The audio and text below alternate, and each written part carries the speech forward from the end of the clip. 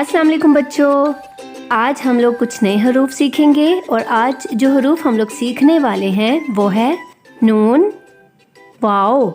नून और इसकी आवाज़ है न, वाओ और इसकी आवाज़ है व। नून न, वाओ व। शाबाश। अब हम लोग चलते हैं नून के पास। नून का नुक्ता प्याले में, आए नरंगी जाड़े में। नून न नाक, नून न नारियल, नून न नारंगी। शाबाश। अब हम लोग वाओ के पास चलते हैं।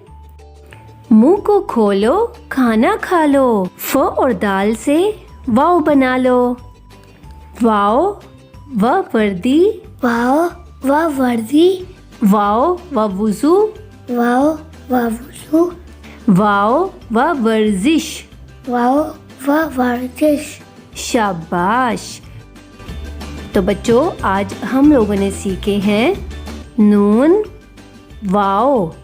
नून न नाक, नून न नारियल, नून न नारंगी, वाओ व वर्दी, वाओ व वुज़ू, वाओ व वर्जिश।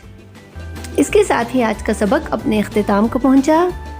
अगली वीडियो में हाजिर होंगे कुछ मज़ीद हरूफ के साथ। अल्लाह हाफिज़।